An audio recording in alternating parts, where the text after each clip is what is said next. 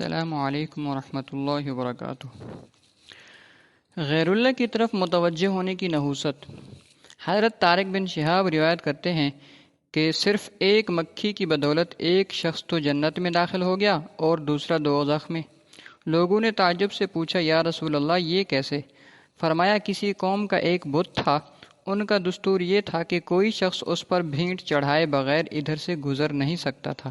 اتفاق سے دو شخص ادھر سے گزرے، انہوں نے اپنے دستور کے مطابق ان میں سے ایک شخص نے کہا، نیاز چڑھاؤ۔ وہ بولا، اس کے لیے میرے پاس تو کچھ نہیں۔ وہ بولے، کچھ نہ کچھ تو ضرور چڑھا دے، اگرچہ ایک مکھی ہی صحیح۔ اس نے مکھی کی نیاز چڑھا دی اور دوزخ میں چلا گیا۔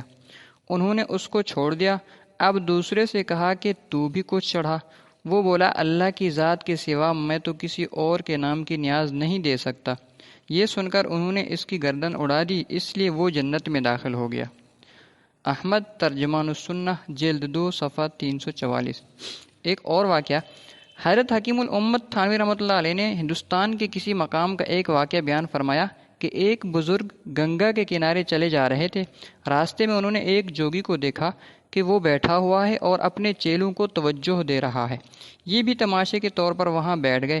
بس بیٹھنا تھا کہ ان کو یہ محسوس ہوا کہ ان کے دل میں جو کچھ نور تھا وہ سب چھن گیا اور بجائے نور کے ایک سیاہی پورے دل کو گھیرنے لگی، اور جی چاہنے لگا اور بے حد تقاضا ہونے لگا کہ بس اب تو اسی کے قدموں میں رہ کر ساری عمر گزار دوں۔ اب یہ بزرگ بڑے گھبرائے کہ یہ کیا بلا آئی۔ اس خیال کو بہت دفع کرتے ہیں مگر دفع ہونے کے بجائے بڑھتا ہی چلا جاتا ہے۔ آخر کار ان کو اور کچھ تو سوجا نہیں، بس یہ خیال کیا کہ جہاں تک ہو سکے نفس کے اس تقاضے کے خلاف کرو اور یہاں سے چل دو۔ چنانچہ اس جوگی کو برا بھلا کہتے ہوئے وہاں سے چلے آئے، مگر اس کے بعد بھی اس کی یہی حالت رہی۔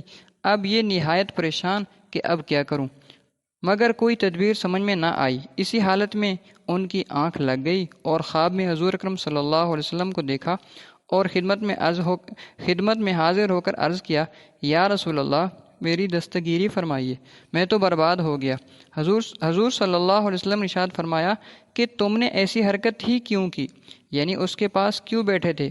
انہوں نے کہا، یا رسول اللہ، مجھ سے غلطی ہو گئی، توبہ کرتا ہوں، آئندہ کبھی ایسے شخص سے نہ ملوں گا۔ اس پر حضور صلی اللہ علیہ وسلم نے ان کے سینہ پر اپنا دست مبارک پھیرا۔